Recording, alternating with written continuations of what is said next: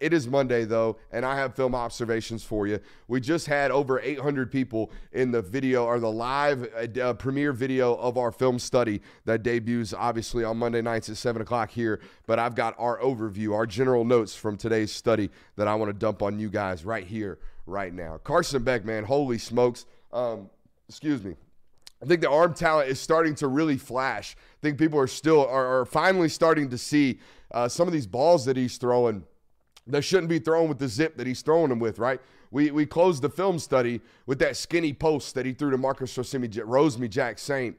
Man, he threw that ball like a 5-yard slant, bro. He threw that ball like it was from me to the camera right now. It was an absolute missile, about 10 yards off the ground, as tight as can be. Was playing against some zone coverage Saturday from a Tennessee unit, guys, that's really old and experienced. Like, they weren't just playing slap-dick coverage out there Saturday. It wasn't just holes open galore.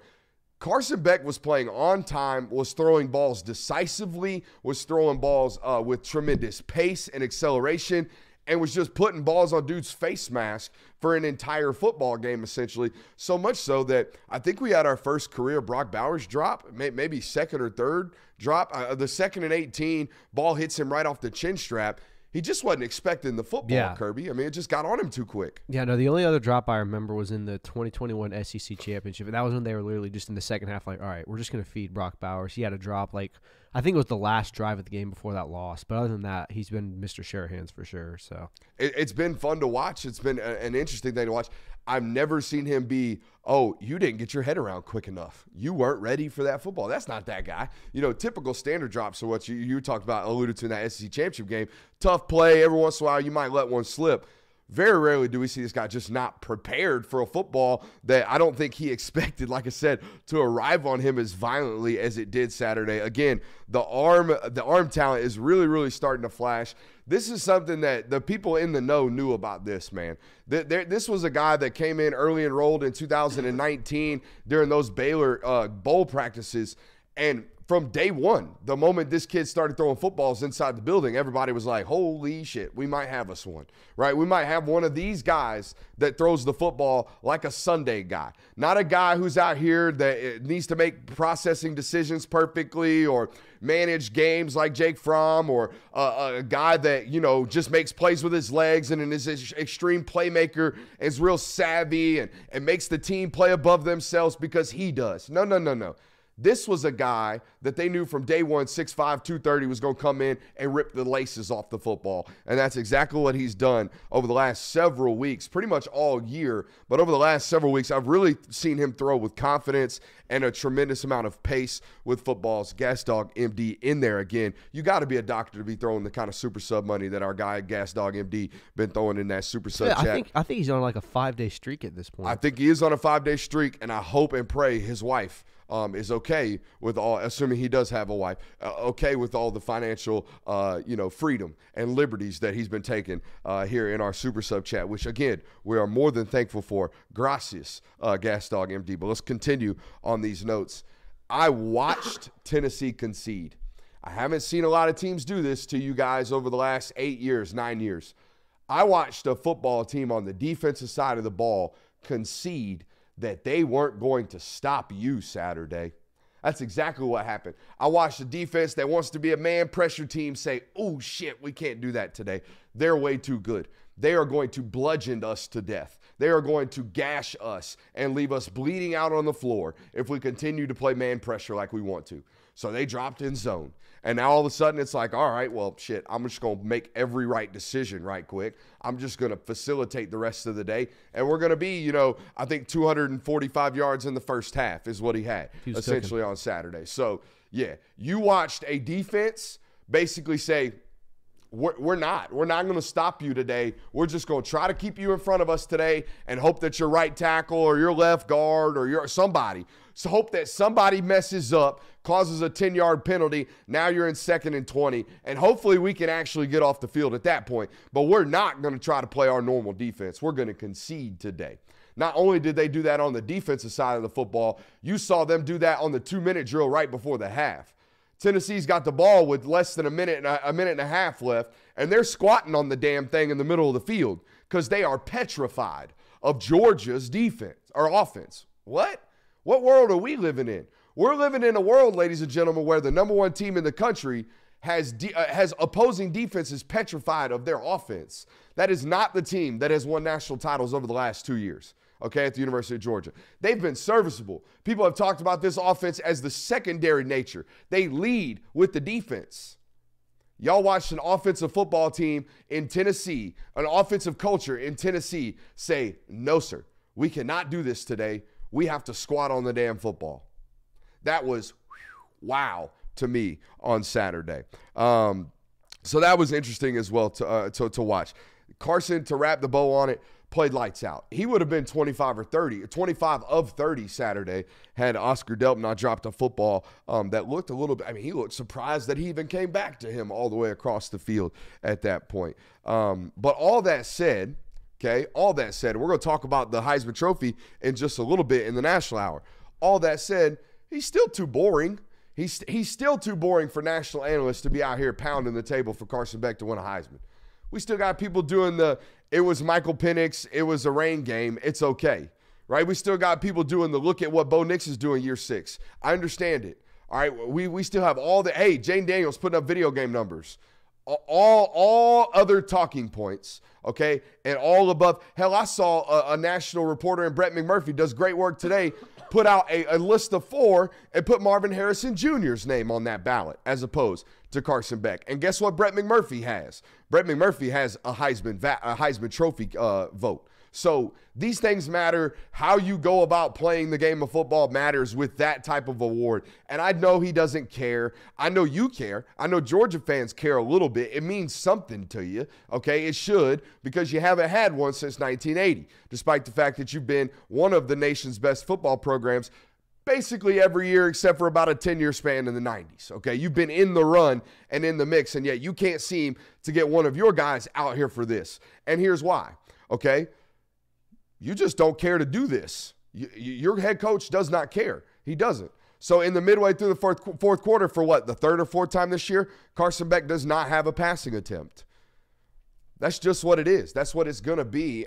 This football program just doesn't really care about winning those awards, right? They're just effective and efficient. They're not flashy. They won't be at that position until maybe next year. Next year and last year, you had these moments at the quarterback position, assuming Carson Beck leaves. I just slipped up. It's not gonna. Next year, you very well could have Carson Beck back. But assuming he goes, like we're going to talk about a little bit tonight, assuming he does go, next year it's back to flash and pizzazz, assuming it's Brock Vandagriff or Gunnar Stockton or whoever wins the job, right? Next year it's back to that. This year, it's chicken and rice, baby. It is boring decision-making. I find it fascinating. Y'all watch me do that. I had juice for 55 minutes watching that sucker throw the football. I love it. National analysts don't. It just seems a little bit too boring for them. 295, 24 for 30, 3 touchdowns, no turnovers, a drubbing. Doesn't really impress, okay? It is what it is. I thought this offensive line Saturday struggled to reset the line of scrimmage exactly like we thought they would. Okay, number 10 and number 21 for Tennessee, they are fire plugs. And if you noticed early to start the football game, Tennessee decided they were going to play both of them. And here's what you should know. And here's what I thought I did a good job of explaining on film study. Years past, Georgia just would have been like, all right, well, shit, we're just not going to run the football well today. We're going to run our head against this brick wall. We're going to do it for the purposes of doing it. We're going to do it for the purposes of remaining balanced today during this football game because we don't want to become one-dimensional.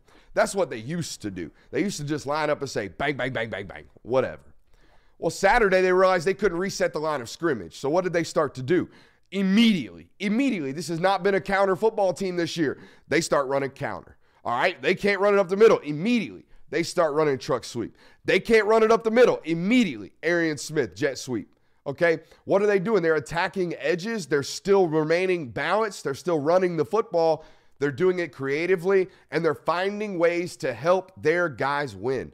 I get so freaking frustrated when offensive, defensive coordinators or head coaches come to the podium after a football game and they say, we just got to do a better job of executing. No shit, Sherlock. Thanks a lot for that one. What you also have to do a better job of is allowing or calling plays, designing concepts to help your football players execute. Saturday, Georgia's offensive line could not reset the line of scrimmage.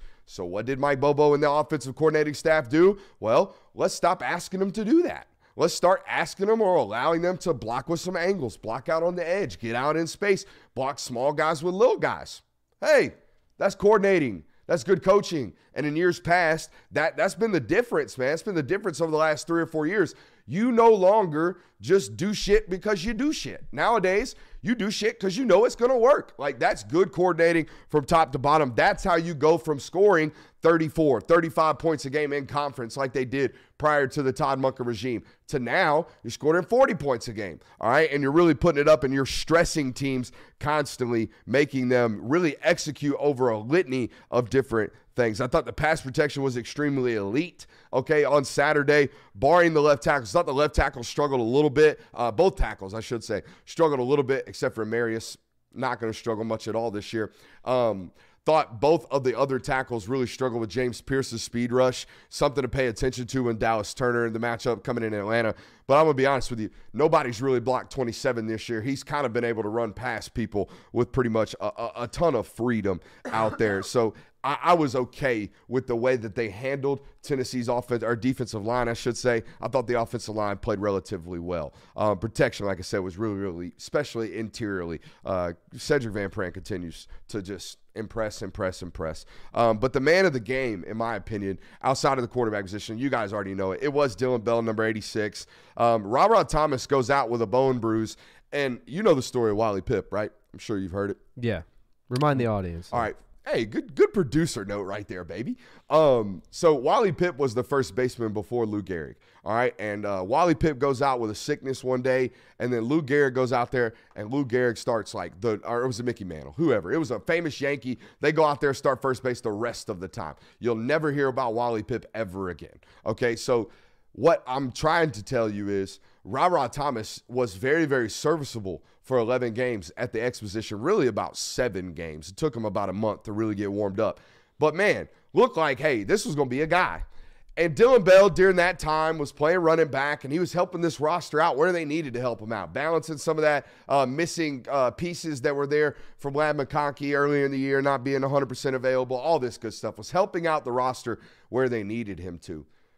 But Saturday when Ra Thomas went down with a bone bruise in his foot, Dylan Bell assumed the role as the X receiver. They bumped Marcus Rosemi-Jack seemingly to the Z spot, letting Dylan do most of the, hey, you're out there by yourself when we motion to 3-by-1. And I'll be damned if he didn't come out there and, I mean, it's one thing to catch the back shoulder balls. It's one thing to take the top off the defense, which is what Ra Thomas did. But there's also, Kirby, something about that alleviates pressure on the offense when I can just say, hey, if I throw that guy a slant, that sumbitch might take it 65. Oh, yeah. Like when Dylan had the ball in his hand on Saturday, it was a noticeable difference in terms of electricity. It felt like every time he touched the ball, you were holding your breath, whether he was catching it or running it or even throwing it. He was truly a triple threat that game, and it was something that you haven't seen from a guy like that before. So it was very impressive to watch. I wrote in my notes, that dude Saturday was electric at the X position, where I feel like Ra Thomas is extremely efficient at the X position. You might get 9 for 90 from Ra, but what if we can get 7 for 150 from Dylan Bell? You see what I'm saying? Like that type of difference, man, that could really help you in a game that might come down the road in January or in December where, hey, we might have to score 45 points today. The defense hasn't done what they normally do, right? We actually have to go. I think their ability and what they found out Saturday was that Dylan Bell just might be able to be that quote-unquote guy. I thought the other thing that was noticeable, and I went back and listened to the TV copy. If you listen to the TV copy, you can noticeably hear Carson Beck's clap, right? You can hear the clap on the road, okay? And what that is the sound bulb, okay, over on the sideline picking that up. All right, now they toned down some of the crowd noise. It obviously doesn't, it's not, directly proportionate. But as someone who stood on the sideline Saturday for a little bit of a portion of this football game, I know it sounds like silly analysis. The dude's clap's extremely loud. Yeah. Like it is very, very loud, and it's noticeable. It cuts through the sound. And if you can't tell that it cuts through the sound, again, listen to the TV copy. That is the sound bulb 40 yards away, 30 yards away, all the way on the sideline, picking up his clap. It's cutting through the sound noise or the crowd noise, and that right there has been something that on these road trips, and again, they're not going to play in another one of these hostile environments the rest of the year. No. It'll be neutral fields moving forward. It'll be a sellout crowd thanks to the Georgia Bulldog fans in Atlanta this weekend down at Bobby Dodd, a.k.a. Mark Richt Field, and that's what it'll be. But the way that this dude's ability to cut through the noise and control the line of scrimmage has been noticeable in the 2 major road games they played this year. Yeah, obviously up in the box you can't hear the clap at all, but there haven't been many, if at all, pre-snap penalties. Only one this week was Cedric Van Pran rolling back a little bit early, and they had no pre-snap penalties against Auburn on the road. So I mean, whatever he's doing is working perfectly well. Obviously from the box you don't get as good of a look at it, but he's clearly mastered that down. And like you said, on TV copies, you can hear it crystal clear. So chat's already showing some love to Andrew Smart. He deserves his own segment. Man's going back viral again. We'll talk about him a little later.